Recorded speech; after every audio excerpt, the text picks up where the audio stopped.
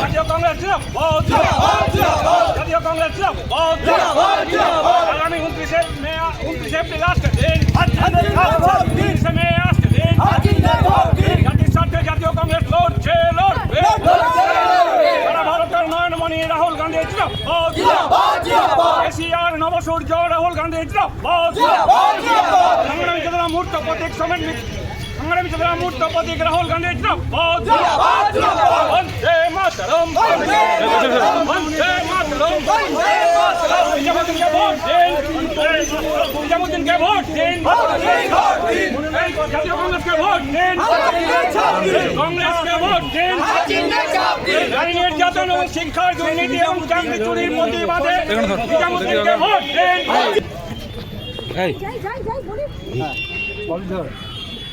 এত বছর পর আবারও সে হাত চিনবে, কি বলবেন? দেখুন, দীর্ঘ 20 বছর পর রাহুলজি এইখানে একমাত্র রায়হাটের বুকে প্রথম এই মুসলিম প্রার্থী তাকে দিয়েছেন।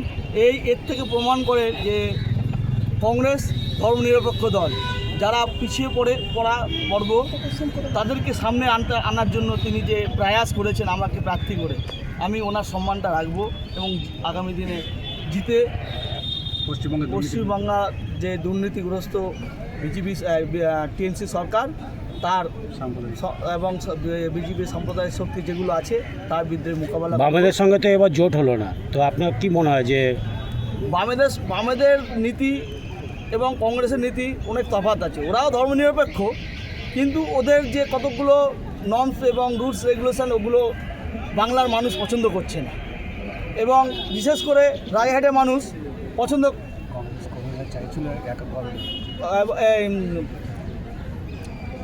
রায়হাটের মানুষ যে জমিগুলো কেড়ে নিয়েছে লেফট ফ্রন্ট গভর্নমেন্ট, তো তাদের সাথে যাওয়াটা আমার কাছে ঠিক মনে হয়নি। এবং বাংলার কংগ্রেস তারা চাইছিল যে কংগ্রেস একা লড়ুক এবং আমাদের এই কর্মীদের সম্মান রক্ষা করেছেন আমাদের শ্রদ্ধেয় নেতা রাহুলজি এবং শুভঙ্কর সরকার, এবং আমরা এককভাবে লড়ে আমাদের শক্তিকে প্রতিষ্ঠিত করব। রাজহাট নিউটন কতটা লড়াই শক্ত মনে হচ্ছে বা সহজ মনে হচ্ছে? দেখুন, রায়হাটে তো প্রত্যেকটা এলাকার আমার নখদর পড়ে, সেহেতু আমার কাছে খুব কঠিন না।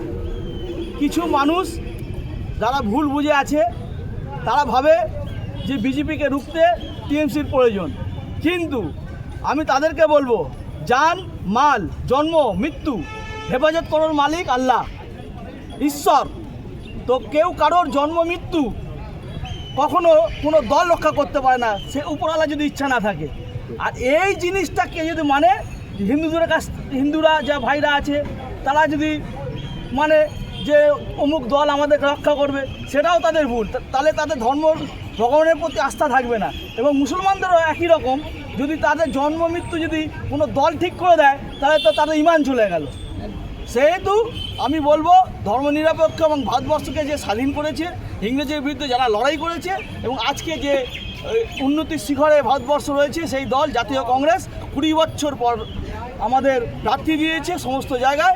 আপনারা সকলে কংগ্রেসকে জয়ী করুন, কারণ কংগ্রেস হচ্ছে অল্টারনেটিভ দিল্লির, বিজেপির অল্টারনেটিভ হচ্ছে কংগ্রেস, নট টিএমসি। এবং টিএমসি এখানে কতগুলো ভয়ভীতি দেখিয়ে মানুষকে হিন্দু মুসলিম বিভাজন করে রাজনীতি করছে, কিন্তু এই রাজনীতি বেশি দিন টিকবে না। কারণ বিজেপির প্রতিষ্ঠিত হয়েছিল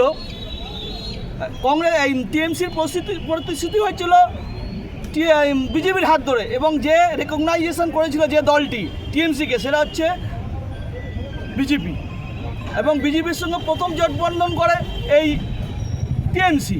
তো আজকে তারা বলছে যে মুসলমানদেরকে না টিএমসি ভোট দিলে মুসলমানদেরকে বিজেপি মেরে দেবে। আরে মারা জন্ম মৃত্যু পারে তো আল্লাহ, তোমার কেউ কথা বলতে বলেছে? কেউ যদি এটা ভাবে তার ঈমান নষ্ট হয়ে গেল। Thank you. এবং আমি আরেকটা কথা বলবো, সমস্ত মানুষকে একতরফাভাবে কংগ্রেসকে ভোট দিন এবং জয় দেওয়ার মালিক উপরওয়ালা। কংগ্রেস দুর্বল হলে দেশ দুর্বল হয়, কংগ্রেস দুর্বল হলে রাজ্য দুর্বল হয়। শেখ নিজামুদ্দিন তিনি কিন্তু এসডিও অফিসে চলে এসেছেন, মনোনয়নপত্র জমা দেবেন, সেই ছবি কিন্তু সরাসরি দেখছেন।